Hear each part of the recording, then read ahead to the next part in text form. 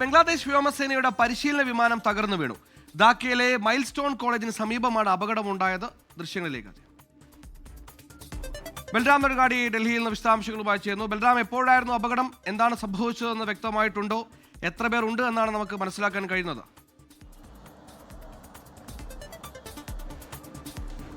സുഹൈൽ, അല്പസമയം മുമ്പാണ് ഈ അപകടമുണ്ടായിരിക്കുന്നത്. ധാക്കയിലെ ഉത്തരയിലെ മൈൽസ്റ്റോൺ കോളേജ് ആൻഡ് സ്കൂളിന്റെ ക്യാമ്പസിലാണ് ഈ പരിശീലന വിമാനം തകർന്നു വീണത്. തകർന്നു വീണിരിക്കുന്നത് ചൈനീസ് നിർമ്മിതമായ F-7 വിമാനമാണ്. ബംഗ്ലാദേശ് വ്യോമസേനയുടെ പരിശീലന വിമാനമാണ്. പരിശീലന വിമാനമായതുകൊണ്ട് തന്നെ 2 പേരാണ് വിമാനത്തിൽ ഉണ്ടായിരുന്നത് എന്നാണ് ലഭ്യമാകുന്ന റിപ്പോർട്ടുകൾ. അപകടത്തിന്റെ കാരണം എന്ത് എന്നുള്ളത് ഈ ഒരു ഘട്ടത്തിൽ വ്യക്തമല്ല. എന്നാൽ വലിയ അപകടം തന്നെയാണ് എന്നും പ്രദേശത്ത് ഉണ്ടായിരുന്ന ആളുകൾക്ക് നിരവധി പേർക്ക് പരിക്കേറ്റിട്ടുണ്ട് എന്നുമാണ് പുറത്തുവരുന്ന പ്രാഥമിക റിപ്പോർട്ടുകൾ വ്യക്തമാക്കുന്നത്. ഒരാളുടെ മരണം സ്ഥിരീകരിച്ചിരിക്കുന്നു. മറ്റ് പരിക്കേറ്റവരുടെ എണ്ണമോ ഈ പരിക്കിന്റെ ആഘാതമോ സംബന്ധിച്ചുള്ള റിപ്പോർട്ടുകൾ ഇതുവരെയുമില്ല. ഔദ്യോഗികമായി ഇതിനോട് ഇതുവരെയും ബംഗ്ലാദേശ് വ്യോമസേന പ്രതികരിച്ചിട്ടില്ല. രക്ഷാപ്രവർത്തനം ഈ മേഖലയിൽ ഇപ്പോഴും തുടരുകയാണ്.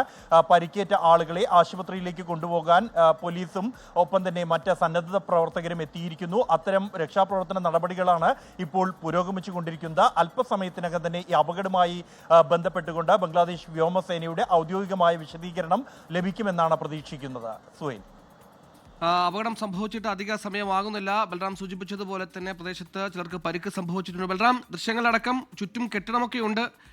അത്യാവശ്യം ജനങ്ങളൊക്കെ ഉള്ള ഒരു ഇടത്താണ്, ജനവാസ മേഖലയിലേക്ക് അടുത്താണ് ഈ വിമാനം തകർന്നെന്നാണോ മനസ്സിലാക്കേണ്ടത്?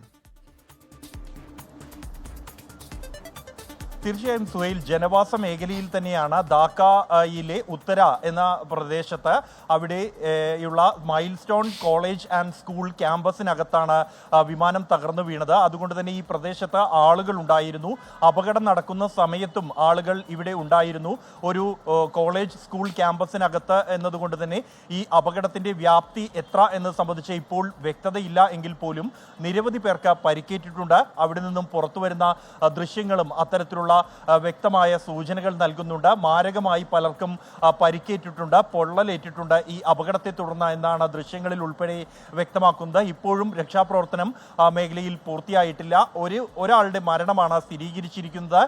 മറ്റ് നിരവധി പേർക്ക് പരിക്കേറ്റിരിക്കുന്നു. അവരെ സമീപത്തുള്ള ആശുപത്രികളിലേക്ക് മാറ്റിക്കൊണ്ടിരിക്കുകയാണ് ഇപ്പോൾ. സുഹൈൽ, ചൈനീസ് വിമാനമാണ് തകർന്നത്. നമ്മൾ അഹമ്മദാബാദിൽ ഒരു കോളേജിന്റെ മെസ്സിന് മുകളിലേക്ക് വിമാനം തകർന്നു വീണപ്പോൾ ഉണ്ടായ കാഷ്വാലിറ്റി കണ്ടതാണ്. സമാനമായ രീതിയിൽ തന്നെ കോളേജ് ക്യാമ്പസിനുള്ളിൽ വിദ്യാർത്ഥികളുള്ള സമയത്താണ് ഇത്തരത്തിൽ അപകടം സംഭവിച്ചിരിക്കുന്നത്. കൂടുതൽ പേർക്ക് പരിക്ക് പറ്റിയിട്ടുണ്ട്. എന്തായാലും എന്താണ് അപകട കാരണം അടക്കമുള്ള കാര്യത്തിൽ ബംഗ്ലാദേശ് ഇതുവരെ വ്യക്തത വരുത്തിയിട്ടില്ല.